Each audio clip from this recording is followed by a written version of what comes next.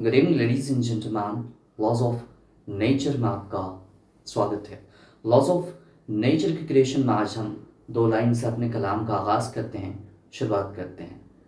ये ये मोहब्बत व शफ़क़त की दवाएं दगा दे गई, ये मोहब्बत व शफ़क़त की दवाएं दगा दे गई, ये दर्द उम्र भर मेरा हमसर रहा। आज हम जिस चीज़ को पढ़ेंगे समझेंगे 5 most famous law in the world. इस संसार के 5 मारूफ मकबूल ऐसे कानून जिसे हम ज़िंदगी में अप्लाई करते हैं, अपनी ज़िंदगी में उतारते हैं ना, तो ज़िंदगी में सही राह बना पाते हैं और सही मकसद की ओर बढ़ पाते हैं। तो चलिए देर न करते हुए अपने कलाम का आगाज़ करते हैं, शुरुआत करते हैं। पहले लॉ, इस कानून को समझेंगे। पहला लॉ जो इसमें आता है, जो बहुत फेमस है, बहुत मारूफ है, वो है Murphy law. The more you fear something happening, जितना ज़्यादा आप किसी चीज़ को, किसी खौफ को अपने ऊपर तारी करते हैं कि ऐसा होगा, होगा ही होगा, इस चीज़ को अपने ऊपर तारी करते हैं, the more likely it is to occur. आप उस चीज़ को होने के लिए इस चीज़ को एकदम काबिल कबूल कर दे रहे हैं कि वो चीज़ हैपन होगी, होनी ही है। ये खौफ का एक साइकोलॉजी है। अगर इंसान किसी खौफ को बहुत ज़्यादा बिठा लेता है ना, तो इंसान उसको लेकर के अपने अंदर बिलीव पैदा कर लेता है। और बिलीव एक ऐसी चीज़ है कि अगर उस बिलीव को अगर आप बहुत ज़्यादा मजबूती से मान लेंगे, तो वो नेचर उस बिलीव को पूरा करने में लग जाता है, चाहे वो नेगेटिव हो, पॉजिटिव हो। और नेगेटिव को बहुत ज़्यादा, किसी खौफ को अपने अंदर मत रखिएगा जिसकी वजह से आप बुराई की तरफ बढ़ पाए, नेगेटिव सोच सके ज़िंदगी, पॉजिटिव सोचिएगा। दूसरा लॉ है टिडलिंग law. If you write a problem down clearly and specifically, you have solve half of it. अगर आप किसी समस्या को कागज़ पर लिख लेते हैं, स्पेसिफिकली बहुत क्लियर हो गया कि हमारे पास प्रॉब्लम क्या है, दिक्कत क्या है, वो स्पेसिफिक प्रॉब्लम को लिख लेते हैं, तो आप उस दिक्कत को, उस प्रॉब्लम के आधे हिस्से को सॉल्व कर चुके होते हैं। आधा हिस्सा जो बचता है उसको आपको एक्शन में ला करके दुरुस्त करना पड़ता है। ठीक है, ये ध्यान में रखिए। थर्ड लॉ है Gilbert law.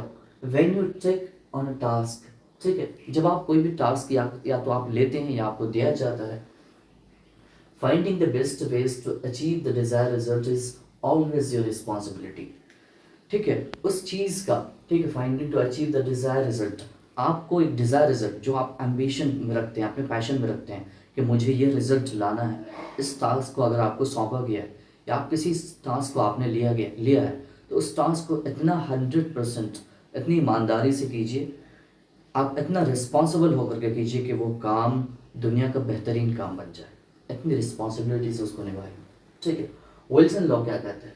If you prioritize knowledge and intelligence, money will continue to come. अगर आप नॉलेज को, इल्म को प्रायोरिटाइज करते हैं, अपनी ज़िंदगी में इल्म को सबसे ऊपर रखते हैं, दूसरे इंटेलिजेंस को, विजडम को। और विजडम ऐसे नहीं हासिल होता है। विजडम के लिए आपको मेडिटेट करना पड़ता है, गौर खौस करना पड़ता है, ऑब्जर्व करना पड़ता है। ये ऑब्जर्वेशन की छवि आपके अंदर कहाँ से आती है? प्योरिटी ऑफ हार्ट से आती है। जब आप इस नेचर को देखते हैं, इस नेचर से प्यार करते हैं, तो वो सारी नेचर की चीज़ें आपके लिए अट्रैक्टिव होती हैं, आपको किसी काम को करने के लिए पॉजिटिवली मदद करती हैं।